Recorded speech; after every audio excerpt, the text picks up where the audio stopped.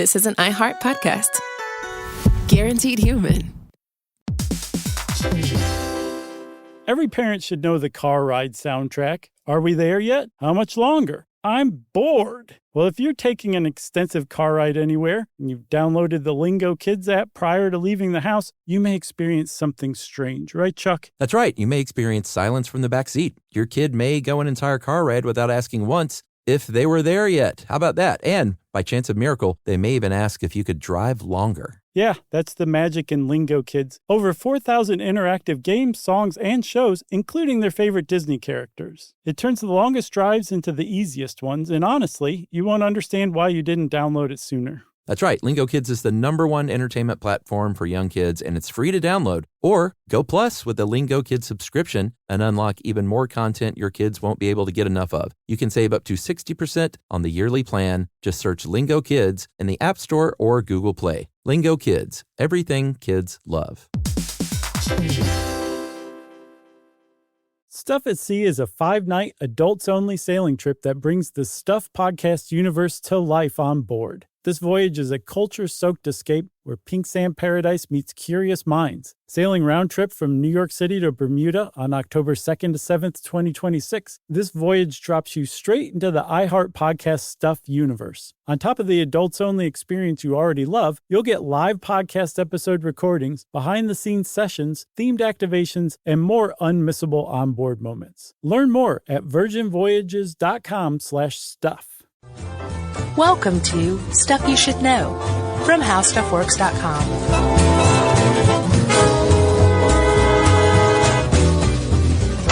Hey, and welcome to the podcast. I'm Josh Clark. There's Charles W. Chuck Bryant, and there's Jerry. So it's Stuff You Should Know. How's it going? It's going okay. I'm like a little congested. Oh, yeah? Yeah, I'm not sick, just congested. You never admit when you're sick anyway, so who would know? I'm not, though. Look, I'm got like tons of energy. Look. Well, I had that weird cough for like 3 weeks when I got back from It Oklahoma. was very weird. And it wasn't, I was never sick. It was just, I think it was post-nasal drip. Oh, really? Maybe from allergies or something. I don't know. Maybe. It was weird. I just couldn't kick it. But I've kicked it. That's great. I can tell. Yeah. Well, I hope you feel better even though you're not sick. Thanks, man. Sure. I'm not sick. Oh. Because if you were sick, you could possibly die and donate your body to science. It's definitely true. I could, and I may. I probably will. Yeah, when we did the organ donation podcast quite a number of years ago, this came up, and I think we may have even said, let's do one on donating your whole body, and Here it is. years later promised. I can tell you that Yumi most decidedly wants to donate her body to science. Yeah, I think I do too. Yeah, it seems like a pretty great thing to do. Agreed.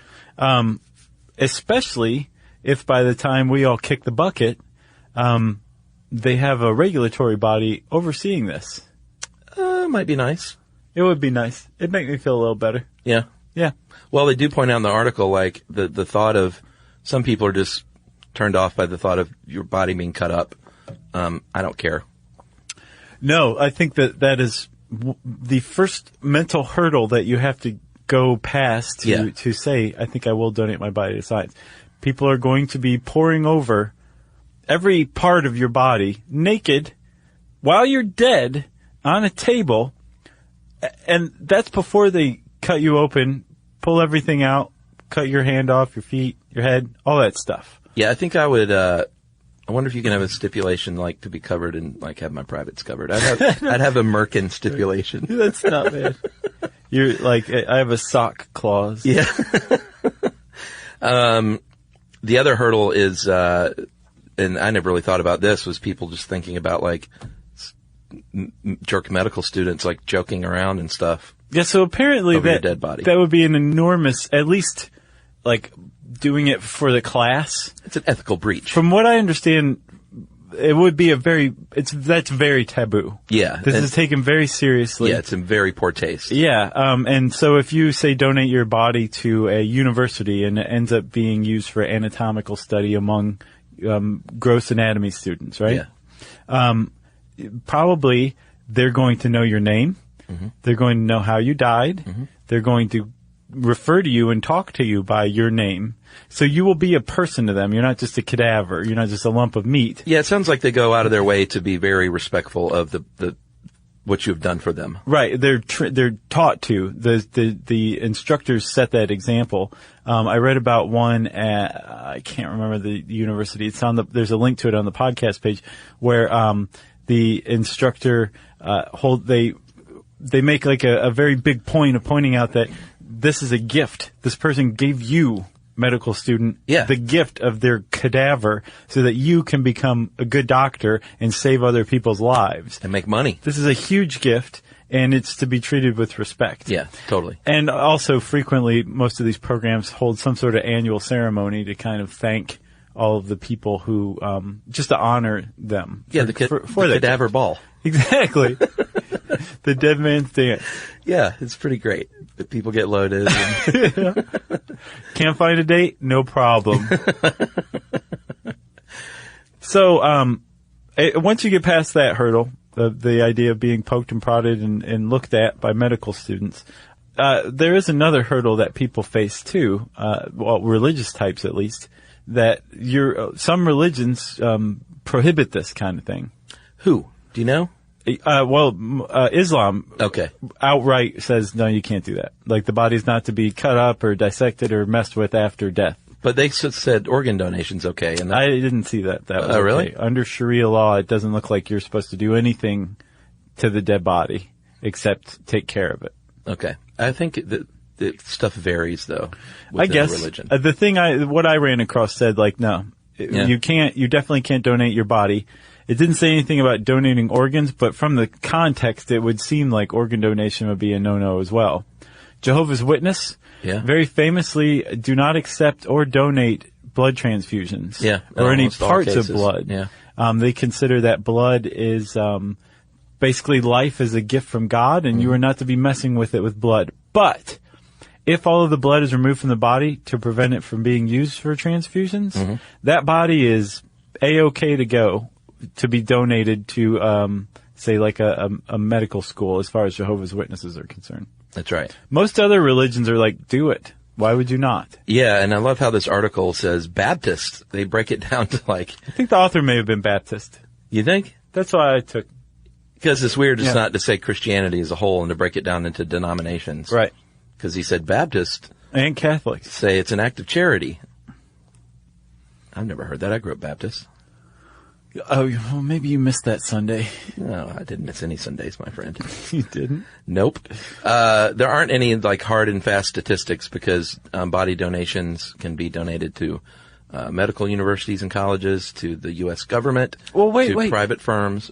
Who cares what it's donated to? Surely there is a central authority that all cadaver donations go through. No.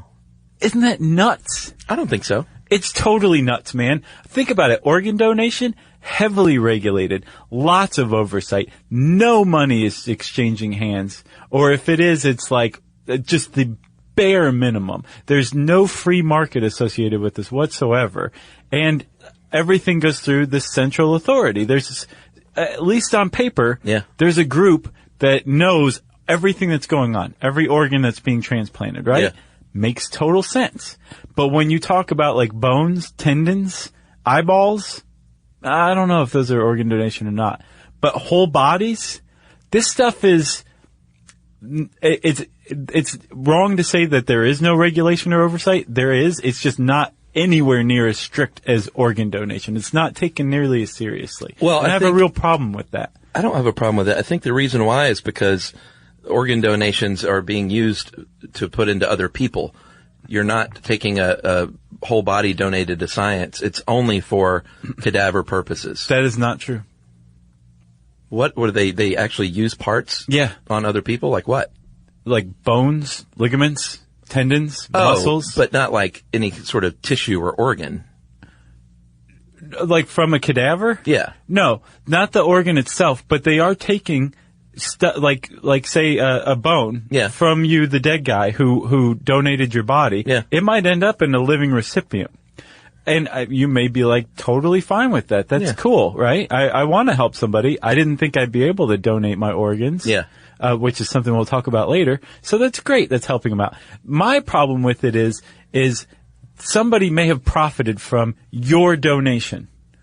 And that's where my problem comes from. I think donating your body to science or for reuse in some way, shape, or form that's going to help other people is wonderful. But the fact that there is not enough oversight or regulation, and that there is a free market that's associated with this, because it's illegal to sell a body part, but you could say charge a handling fee, and they frequently do. Yeah. It leads to this free market in body parts that starts out as an act of love, a gift, a donation. And then somewhere down the line, somebody can profit from that. That's horrible. But there is handling. Like, transporting a body isn't free.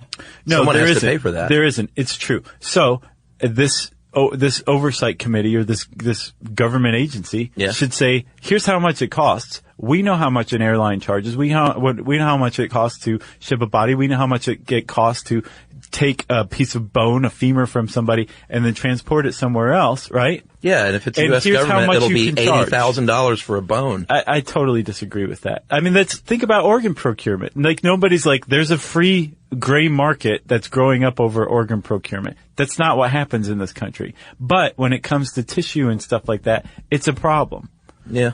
And it also, here's the other thing, Chuck. It doesn't just affect donors. It affects people who haven't donated their body, because year after year after year, some news article comes up where some crematorium has been stealing body parts and selling them in this gray market. Yeah. Same's true for organs, though. There's a black market. Yeah, it is true. I just have the impression that it's much harder to do with organ procurement than it is with tissue. And tissue, like a whole body donation, is considered tissue. So, sorry about that. That's all right. So, I think the sentence I was about to finish was, there are somewhere around 20,000 whole bodies donated per year, they think. In the U.S., right? Yeah, but that's, like I said, not an exact number because, like you said, there is no U.S. government body watching all this. Yeah, and so 20,000 sounds like a pretty decent amount, right? Apparently, not enough. No, apparently there is a real dearth of cadavers. Oh yeah. I think a lot of people don't realize you can really donate your whole body, and probably the idea seems a little daunting or weird or whatever. So my hope is that just from us talking about this, more people will come to see it as something that's totally doable. Oh yeah. Because from what I ran across, it really is. Totally doable? Totally doable. All right. Well, we'll take a break here, and when we come back, we will talk a little bit about the history of whole body donation.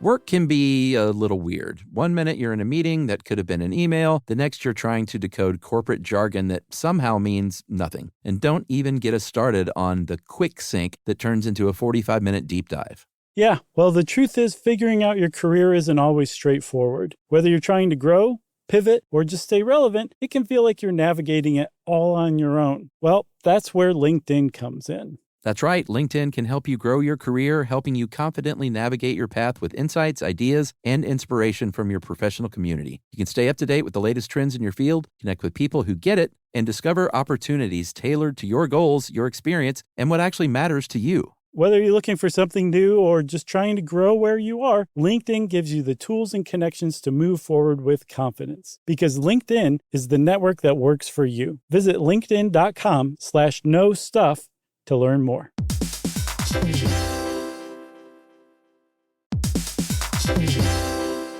Every parent should know the car ride soundtrack. Are we there yet? How much longer? I'm bored. Well, if you're taking an extensive car ride anywhere and you've downloaded the Lingo Kids app prior to leaving the house, you may experience something strange, right, Chuck? That's right. You may experience silence from the back seat. Your kid may go an entire car ride without asking once if they were there yet. How about that? And by chance of miracle, they may even ask if you could drive longer. Yeah, that's the magic in Lingo Kids. Over 4,000 interactive games, songs, and shows, including their favorite Disney characters. It turns the longest drives into the easiest ones, and honestly, you won't understand why you didn't download it sooner. That's right. Lingo Kids is the #1 entertainment platform for young kids, and it's free to download. Or go Plus with the Lingo Kids subscription and unlock even more content your kids won't be able to get enough of. You can save up to 60% on the yearly plan. Just search Lingo Kids in the App Store or Google Play. Lingo Kids, everything kids love.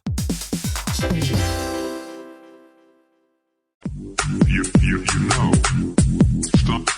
Stuff you should know. All right. Let's go back to the 19th century, early 19th century. And in Britain, they're using animals a lot of times, or criminals, dead bodies of people that have been hanged. Well, yeah, that was the only way that you could get your hands on a cadaver as a medical school was if it was the body of an executed criminal. That's right. That was it. Or it's a pig, or, some other animal. Right, and a pig, great. It's very satisfying to cut into a pig with a scalpel. Everybody knows that, but you're not going to learn as much about the human body from cutting open a pig as you would from cutting open a human body. No. So they decided they needed more bodies because the capital crimes had dropped, and so grave robbing became a common practice. And it still is a common practice. I don't know about common, but it still happens in some parts of the world. Yeah. Back then they were called resurrectionists. And, a lot of times it was, slaves that were having their graves robbed. Yeah. Did you read that Smithsonian article I sent you? Yeah, I read that one. And there's a documentary out too, made by Dr. Sean Utse of, Virginia Commonwealth University. Mm-hmm. Go Rams. Called, Until the Well Runs Dry, Medicine and the Exploitation of Black Bodies. And in it, he talks about someone named Chris Baker, who was a famous resurrectionist in Virginia, who would rob slave graves, basically, and it was robbing, but it wasn't a crime because slaves had no rights even after death. Right, and apparently they would employ slaves to do this because slaves couldn't be arrested for grave robbing slaves' graves somehow, at least in Georgia. Well, yeah, because you sent this other case of, what was his name? Grandison Harris. Yeah, he was, Medical College of Georgia in Augusta. Then they discovered in 1989 in one of the old buildings Do you remember that? A bunch of bones. No. Remember when that happened? I was in high school, dude. I didn't watch the news. Yeah. Weren't you like a 10th grader watching the news? I was like 8th to 9th grade. Yeah? I just remember I was like, what? Because when they found all these bones, they were like, what is going on here? Oh, yeah. And then they figured out, oh, these were old anatomical specimens that had been robbed from the grave. Yeah, apparently he was employed because he was huge and strong. Yeah. And he could rob a grave by himself. Yeah. Which usually needed a few people to rob a grave. But he was an efficient grave robbing machine and made a lot of money and educated himself and rose up somewhat in white society, but was not really accepted by either whites or blacks. Yeah, the Smithsonian article puts it, he occupied a liminal place between black and white society. He was shunned by everybody, but also grudgingly respected and feared. Yeah. Just a neat article.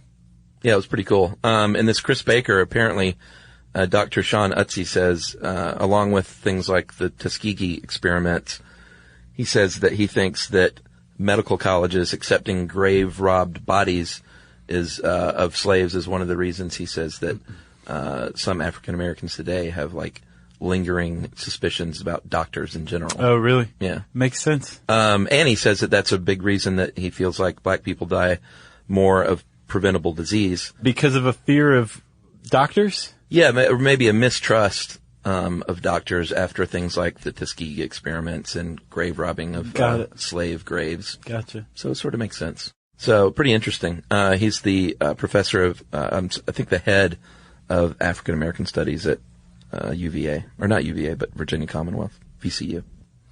So grave robbing became very, very widespread.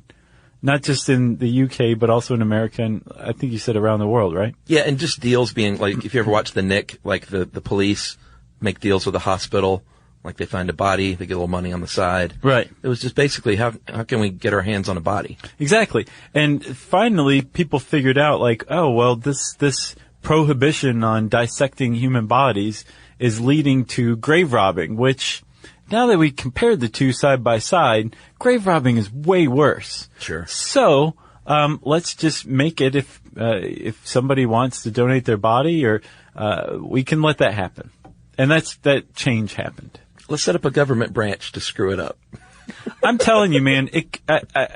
Yeah. I don't know, man. Just for me personally, I just don't trust our government to handle something as nuanced and delicate as a part of the end-of-life industry. I just think it would be a typical inefficient bureaucratic nightmare, and that's the last thing people need when they're dealing with, like, the death of a family member. That's just me. I think the organ procurement system network in place now is a sterling example of what could be done. It's great. Yeah, I don't know too much about the financials behind it. Well, that's the thing. Like, I agree with you. It does cost a certain amount of money to operate. But then you could have not-for-profit businesses running these things. Right? So a not-for-profit business still creates income. Yeah. But that goes into the business. It doesn't enrich shareholders or anything like that, right? Yeah. So with for-profit companies, and I'm not slamming all for-profit companies. There are for-profit body donation companies out there that are great. Yeah. Right?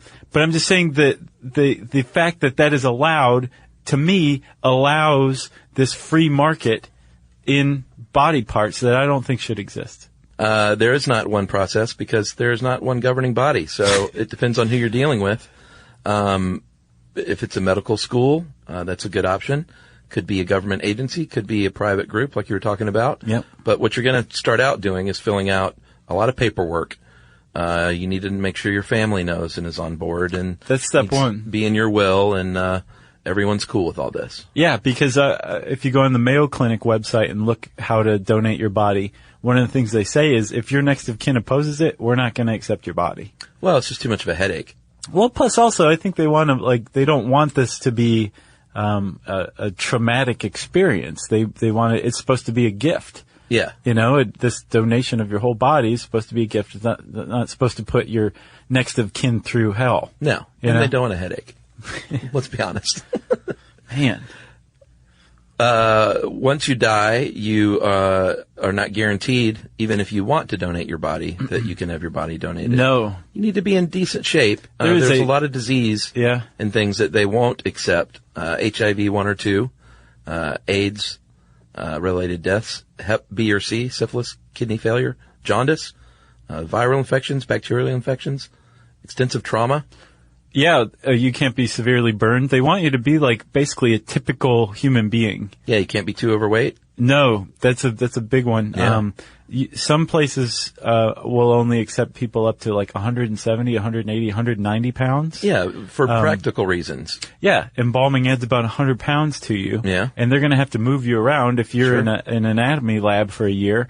Some attendants are going to have to move you on and off gurneys and in and out of the freezer for a whole year. Yeah. And they don't want to deal with a 400-pound cadaver when they can deal with 250-pound cadavers. Yeah, they also want to be able to find your organs very easily and not have to wade through lots of tissue. Yes. You know what I'm saying? Yep. So if you're very serious about donating your body after death, that's a good reason to take care of yourself while you're alive.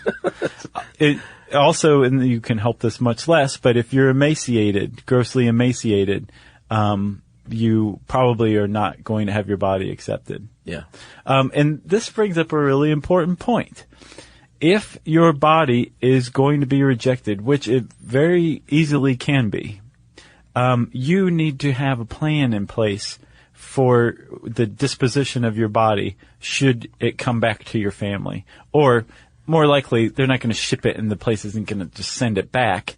But they're going to call the place, and the place is going to be like, we can't use, your relative. Right.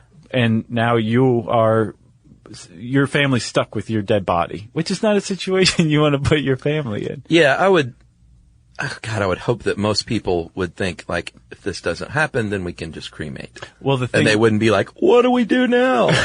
It's not like a sitcom. Yeah. Well, you could listen to our podcast, Things to Do with the Dead Body. Right. Oh, I'm glad you bring that up, because the Mayo Clinic uses alkaline hydrolysis. Oh, really? The one that turns you into goo. Oh, nice. That's how they get rid of bodies. Well, one positive thing. Oh, actually, let's take another break here. Oh, okay. And we'll talk a little bit more about pros and cons of doing this right after this.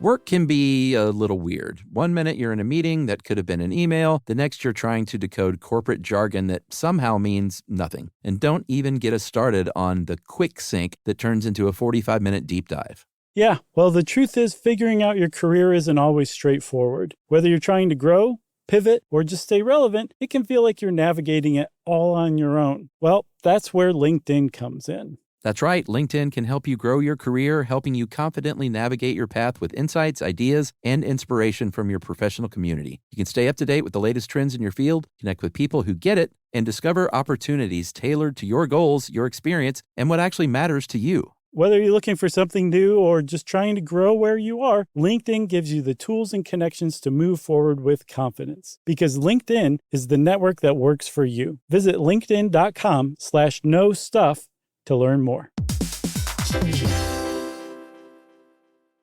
Mom, can I have Lingo Kids? Dad, Lingo Kids, please! When did we become the Lingo Kids house? No idea. Last week it was dinosaurs. This week it's... Lingo Kids! Why Lingo Kids? Because it's the best thing ever. We can play games with astronauts, wild animals, and superheroes. With more than 4,000 interactive games, songs, and shows, Lingo Kids is the #1 entertainment platform for young kids. So, no dinosaurs? And dinosaurs! Lingo Kids! Everything kids love. Download it for free. You know. Stop. You should know. So, Chuck, there were a couple more things. Like you were talking about the steps to donating your body, right? Yes. And they might not take you. Yeah. If they do take you, it depends on what organization or company that you go with, right? That's right. One of the great things about a for-profit company is your family, if you're accepted, and you probably will be accepted, they usually have the not the lowest standards, but the most leeway in accepting bodies. Well, yeah, you can, with the free market, you can shop around. Okay. See who you feel most comfortable with. They are also the ones who are the least likely to put any costs onto your family, right? So they will pay for things like transportation. Mm-hmm. They will pay for cremation. They will probably pay for the cost to return the cremated remains of you to your family. Yeah, because when they use your body, there eventually will be a cadaver there that is of no use to them, and then they'll cremate that and send you the remains. Right.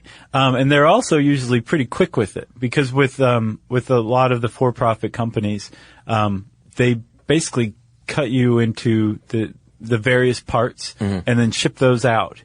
And then they do this fairly quickly. Yeah. And they take that leftover stuff and then bring your remains back to your family within a couple of weeks. Yeah. If you donate your body to, say, like a medical school, the medical school is going to be like, thank you, this is very nice. We need you to pay for some stuff. Sure. So transporting the body, which is why a lot of people will donate to like their local medical school. Yeah, like Emory. Yeah. So like if you live in Atlanta and you donate your body to Emory, Emory will probably pay to come pick it up. Sure. But if you died in Alabama and you had plans to donate your body to Emory, yeah, your family might want to find a place in Alabama, because Emory is going to accept your body, but they're not going to pay to get it to Atlanta. Right. I don't think they have medical schools in Alabama. Sorry, Alabama. So mean. And like, we're in Georgia. It's like, right. You know? Yeah. We're just so high on the hog. I know, but Georgians are always like, well, we're not Mississippi and Alabama. Not funny. Not fair. It's a little funny. I like Alabama. So that is definitely a pro of a for-profit company. Yeah. Like the costs associated with this donation are low to non-existent. That's right. So wherever your body goes, there's going to be lots of paperwork to fill out. Your family's going to see your body off at the funeral home. Maybe the funeral home is going to is going to put your body into a casket. It's going to get on an airplane, or it's going to go down the road to Emory or whatever, and then you will have no say whatsoever in what happens to it after that point. Is that always true? Yeah, pretty much, yes. I figured there were some companies that allowed you some control. I don't think so. I think that there are. I have heard that you can opt to not be used for cosmetic surgery. Yeah. But I didn't see that anywhere in research. Interesting. One thing that some organizations allow you to do is to also be an organ donor, but generally they want your whole body with all its organs intact. Right. But some will allow, again, because it's not, one single body, no pun intended, some will allow you to donate some organs first. And I only saw one that does that, which I thought was great. I didn't realize that you could do that. But the reason why they want all of your organs intact is because you're serving as a teaching tool for medical students who need to cut into these things. If you donate it to a medical school. Right. Yeah. So, that was another thing too. If you donate it to, say, like a medical school, you'll get your cremated remains back usually as well. Mm-hmm. But it could be, it'll be well over a year because they're going to use you for that year of medical school. Yeah, and you're going to want to get right, and your family get right with your ceremonies and how that's handled, because you either won't have your cremains or it might take a little while. Mm-hmm. So just wrap your head around the fact that you're just going to have a memorial service for your loved one that may not include remains. Yeah.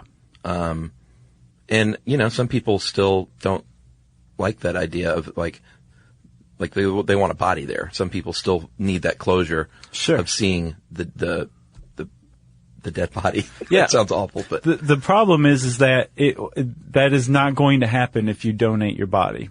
No. Because you can't be donated embalmed. No. So you are shipped freshly dead. Yeah, it has to happen within a couple of days. Yeah, very quickly. And in fact, grave robbers, when that was at its height, people at some point in some graveyards their family would guard the body for 3 or 4 days. Until they figured it was, too late. Right. Yeah, I think I remember hearing that. Man. Crazy, huh? It really is. So the point is, the first step to all this is to tell your family and then get it down on paper, either in an advance directive, a will, something like that, and then start looking around. Yeah, and since a lot of these organizations will pay for the cremains and all that, like, hopefully it's not a purely financial consideration, but you can save a lot of money by donating your body to science, because funerals and stuff like that is really expensive. That's right, Chuck. And actually, that is, there's a post on GetRichSlowly.com about donating your body to science to save money. Really? Yeah. Nice. And, it's a totally legitimate thing. The thing is, you want to have a backup just in case your body is not accepted. You don't want to bet on the idea that you don't have to save anything for funeral costs because you're donating your body to science. Right.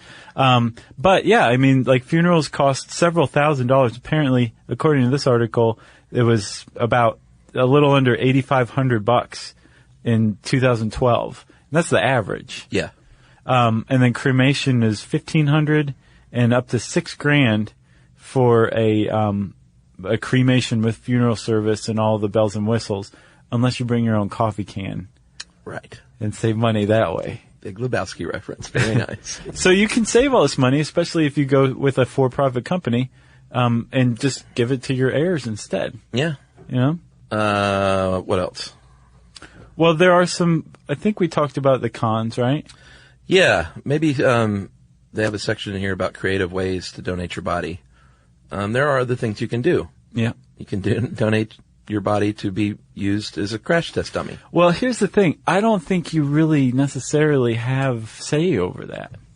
I think when you donate your body, you're donating it to potentially all this stuff in the U.S. I think you can donate it. Maybe I'm wrong. I didn't look it up. I thought you could donate it directly to the NHTSA. I don't know. Maybe so. Or you could move to Michigan and make it that much more likely that it'll be used by them. That's a good point. But they do use bodies as crash test dummies. Yeah, they still do. There was a Wired article that was really good, and then I saw another one called "The Driving Dead: Human Cadavers Still Used in Car Crash Testing." Yeah. There's a place called the Laboratory of Technology and Systems for Safety in Automobiles. Is that at Wayne State? Tessa. No, it's in Spain. Oh, okay. In northern Spain, and it's one of 6 places in the world where they still use human body crash tests, cadavers for crash tests. Yeah. And it's been happening for a long time, and the car companies have distanced themselves from it. They don't directly do it, but what they do is they get the data from these places that do it. Right. Because they don't want to be directly tied to it. No. But Ford very famously in 2011, I guess, was testing an inflatable rear seatbelt. So I guess they said, here's our rear seatbelt. Why don't you see what happened, with cadavers? Yeah. And the National Highway Traffic Safety Administration says, oh, we know what you mean. And so they get their hands on some cadavers, and they wrap them up in body stockings. Yep. And cover their faces. Did you see the pictures of that? Yeah. And they run them through the rigors and then do autopsies afterwards to see what happened to the body after it was, in this crash. Well, and, there's lots of advantages. Obviously, you can, even though biomechanics and crash test dummies now are like way better than they used to be. Mm-hmm. Nothing beats a body. Nothing beats a body. You can't tell what's really going to happen to your internal organs. It's also imperfect because there are no 2 cadavers that are the same, so it's not going to be consistent. Yeah. Also, cadavers are usually older and more fragile. And also, young cadavers are hard to come by because the highest rate of death among young people are car crashes. Oh, wow. How ironic. Yeah, and a strange twist there. Yeah. It's tough to get young cadavers for that research. Wow. But there's a guy in the 1930s named Lawrence Patrick from Wayne State University. I think you were talking about him. Mm-hmm. And he was somewhat of a, he was the guy, the crash test pilot. Stapp? Yeah, Colonel Stapp. He was sort of like him. He was his own test dummy and would just, throw himself downstairs and do all sorts of stuff. And he even flung a cadaver down a university elevator shaft to test the strength of a human skull. Yeah. At one point. And found it can hold up. Yeah. Pretty good. So he was, I think, led the charge at Wayne State, and they still do work there with cadavers and highway safety, don't they? And it's so funny to me that this is scandalous. Apparently some leak at GM started talking to the media about how Saab was running tests using dead bodies. It's that's a great use of a dead body to save other people's lives. There's this article from a guy at Wayne State who wrote in 1995 that cadavers save about 8,500 lives annually. Yeah. Thanks to serving as crash test dummies. Yeah. NASA actually used some as well, to test the Orion capsule because it just isn't the same thing as using a robot or something like that. And they certainly don't want to put humans in there first. No. Live humans, at least. That's so the they next use step. cadavers. I don't understand why this is at all scandalous. Again, I think donating your body is a fantastic thing to do. I think it could get scandalous in that, which was what we're about to talk about here with the bodies exhibits, is how these cadavers are sourced.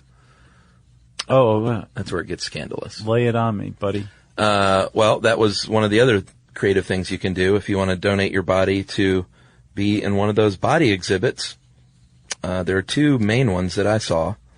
Body Worlds and Bodies. The exhibit? The exhibit. I can't remember which one. The exhibition, sorry. I think you mean I saw that one. Have you seen it? That's the one in Atlanta. It's based out of Atlanta, actually. It's astounding. It is astounding. But they have been dogged by criticism because one group says that straight up, I think Bodies, the exhibition straight up says, these are probably criminals from China. And we're going to be straight up and say they're unclaimed bodies. The other one is Body Worlds, and that's been in the U.S. since 2004. And apparently they have death certificates, but the paper trail cuts off at a certain point. Oh, yeah? And they say it's with respect to anonymity, but certain people have called them out and said, you know what, you should have a paper trail. You can't unequivocally say that these cadavers are all on the up and up. Can they? Wow. And they say they can, but they've come under a lot of fire, and those exhibits have in general because of where they get these bodies from. Well, now I feel dirty for having seen that. Yeah? Yeah, I mean, like, it's disrespectful to the dead. Well, in 2008, in New York, the Attorney General forced Premier, which was the company behind, I think, Body Worlds, to put a disclaimer that said, this exhibit displays human remains of Chinese citizens or residents, which were originally received by the Chinese Bureau of Police. The Chinese Bureau of Police may receive bodies from Chinese prisons. Premier cannot independently verify that the human remains you're viewing are not those of persons who are incarcerated in Chinese prisons. Yeah, so they forced them to put that up at least. Pretty out there. They're putting it out there. They probably had that sign after you pay your money to go in. That is so nuts. I doubt if it's right beside the ticket booth. But apparently you can donate your body, although I don't know that you can, because it sounds like they're not sourcing from, donating from the United States. Yeah, I saw somewhere that they have a list of like 12,000 living donors just waiting to donate their bodies. Really? Yeah, who knows what's real or true anymore? Who knows? The other thing you can do is what we talked about in our awesome classic episode on body farms. If you want to help out forensics study, you can donate your body to the University of Tennessee, go Vols, and you can be thrown out in the woods to decompose. That's right. Did you just say go Vols, really? Yeah, I have to keep it consistent. That's cool, man. Yeah, the Body Farm episode was great. I think the only thing I can't say is go Gators. Which is funny because... Can't even say those two words together. Yeah. Yeah, I don't blame you. It's but funny. My family's from Tennessee, so I can root for most SEC teams except for the one in Florida. It doesn't. None of it matters anyway. Did you hear about the woman in New York whose body was accidentally donated for medical science? No. And her family was like, what'd you do with Grandma?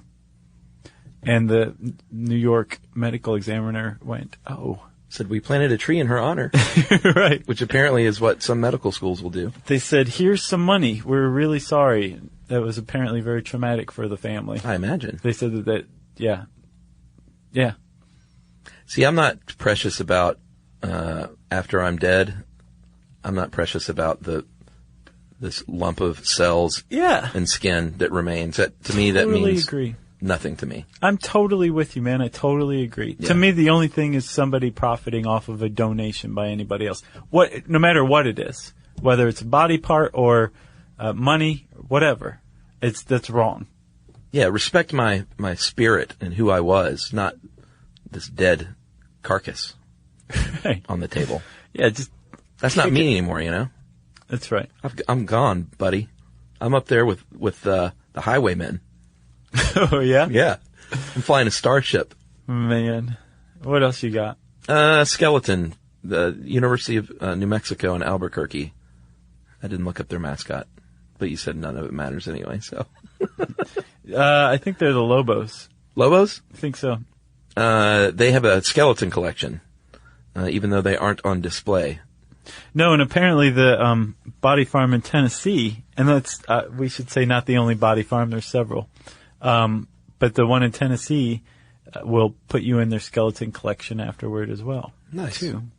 You can be very useful there. Maybe I would like to be. We have a skeleton here at How Stuff Works offices. I'd like to be put alongside him. Did you ever hear about the skeleton of the outlaw? I don't remember his name, but he was like a real live, one of the last Wild West outlaws in the early 20th century. And his body was put on display by the coroner, and he charged people a nickel to come look. And that sounds familiar. From that, he ended up never being buried. And he ended up in like one of those House of Horrors, that like one of the rides, spook ride or whatever they call them, dark rides. Oh, I've definitely heard about that. And it turned out that somebody like was cleaning him or something once, decades later, and like broke his hand off and realized like that's a bone in there. Real. Yeah. This isn't a wax dummy. And somebody figured out who it was, that it was this old criminal who was never buried and ended up in a real carnival ride. Yeah, I remember hearing about that. That's crazy. Yep. You got anything else? I got nothing else. You could be turned into collagen to be used for facelifts. Ugh. See? I don't want to chase anybody away from this. I just think, like, I want everybody to flood the market with donated bodies, so much so that, like, the price comes down and anybody who's in it to, like, who's a body part pirate gets out of the business because it's not lucrative anymore. Yeah. Bam. Since Chuck doesn't have anything more, and I don't either, if you want to learn more about donating your body to science, a very virtuous thing to do, you can type those words into the search bar at howstuffworks.com. And since I said virtuous, it's time for listener mail. I'm going to call this Underwater Towns. Hey, guys, and you mentioned of an underwater town near you, and you caught my attention in how droughts work. I'm originally from the Catskills, in New York, where my family had lived for a few generations, and I still live there in the summer. The Rondout? I'm not sure. It's Rondout Reservoir. It's always fascinated me because when you drive around it, it takes a little time, and you pass signs that read, former site of Eureka, former site of Montella, former site of Whack-A-Whack. After World War II, with the huge influx of GIs into New York City and Long Island, more water was needed, and the three towns were condemned and flooded to create the reservoir. A few years ago, my grandfather passed away, and I became interested in creating a family archive. One of the many interesting things among my grandparents' photos, papers, and other items is the postcard that I sent to you. Picture, that is. It's not signed, but according to my grandma, it was written by the postal employee of the town in the last days of Eureka. It mentions on the back that he's sending it in part because he thinks of my great-grandfather Bruce might want a photo of the mill that his father built. The Rondout is a water supply for New York City, so I wouldn't expect any Gulf globes to start breaking the surface if the water got low, but who knows? I have no idea who's down there. Pretty interesting story. Here's the postcard. I also think it's interesting that at the time, apparently only a name and town was required to send a postcard. And that is from Patrick. Thanks, Patrick. And it was pretty neat, and I just think underwater towns are, it's kind of sad and kind of cool all at the same time. And creepy. As long as you get people out of there. Well, yeah. Flood the town. Usually they warn the residents first. Oh, I know, but you know how people are. They don't want to leave their homes. Oh, well, whatever. They were warned.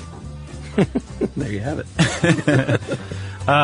If you want to get in touch with Chuck or me or whoever, you can tweet to SYSK Podcast. You can join us on Facebook.com. You can send us an email to stuffpodcast@howstuffworks.com. And as always, join us at our home on the web, stuffyoushouldknow.com.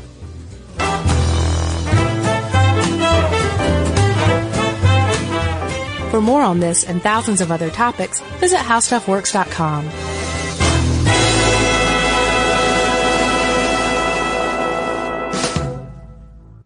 Mom, can I have Lingo Kids? Dad, Lingo Kids, please! When did we become the Lingo Kids house? No idea. Last week it was dinosaurs. This week it's... Lingo Kids! Why Lingo Kids? Because it's the best thing ever. We can play games with astronauts, wild animals, and superheroes. With more than 4,000 interactive games, songs, and shows, Lingo Kids is the #1 entertainment platform for young kids. So, no dinosaurs? And dinosaurs! Lingo Kids! Everything kids love. Download it for free.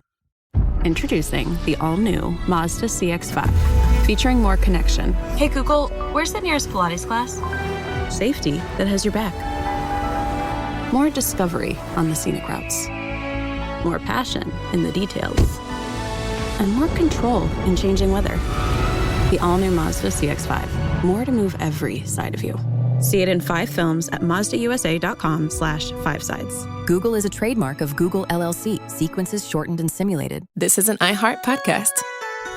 Guaranteed Human.